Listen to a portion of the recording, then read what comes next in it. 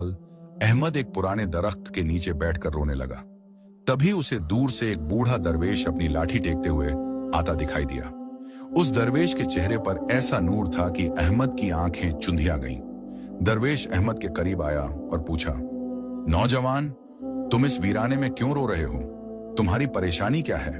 अहमद ने रोते हुए अपने बाप की वो 3 नसीहतें और अपनी बर्बादी की पूरी दास्तान सुना दी। बाबा, मेरे बाप ने मुझसे झूठ बोला। इन बातों ने मुझे सुल्तान बनाने के बजाय फकीर बना दिया। दरवेश मुस्कुराया और उसने अहमद के कंधे पर हाथ रखा। बेटे, तुम्हारे बाप ने तुमसे झूठ नहीं बोला, बल्कि तुमने उन बातों के अंदर छुपे मोतियों को नहीं पहचाना। उन 3 बातों का वो मतलब नहीं था जो तुम समझ बैठे हो। अहमद ने तड़प कर पूछा, तो फिर उनका असल मतलब क्या था बाबा? दरवेश ने एक गहरा सांस लिया और उन नसीहतों की वो हकीकत खोलना शुरू की जिसने अहमद के पैरों तले से जमीन निकाल दी। अहमद हमतनगोश होकर दरवेश के सामने बैठ गया।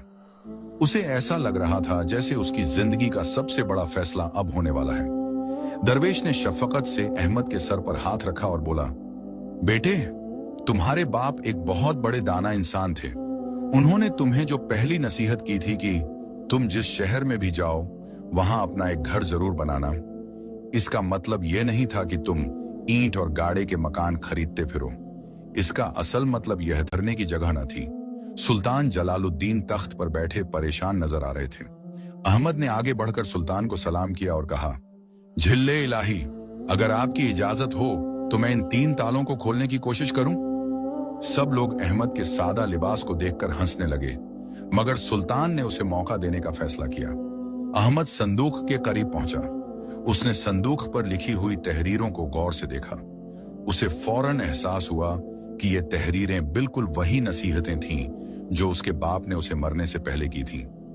अहमद ने पहले ताले पर हाथ रखा और बुलंद आवाज में कहा, इस ताले की चाबी मोहब्बत है जो हर शहर में घर बनाती है। एक जोरदार कड़क की आवाज आई और पहला ताला खुल गया। दरबार में सन्नाटा छा गया। अहमद ने दूसरे ताले पर हाथ रखा और कहा, इस ताले की चाबी मुशक्कत है जो हर बिस्तर को रेशम बना देती है। दूसरा ताला भी खुल गया। सुल्तान की आंखें हैरत से फैल गईं। अहमद ने तीसरे ताले पर हाथ रखा और कहा, इस ताले की चाबी सब्र और भूख है जो हर लुकमे को लजीज बना देती है।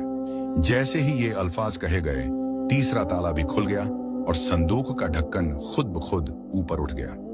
संदूक के अंदर से सोने चांदी के जवाहरात नहीं निकले, बल्कि उसके अंदर एक शाही ताज और एक वसीयतनामा था जिस पर लिखा था, यह ताज उसी के सर पर सजेगा जो इन 3 बातों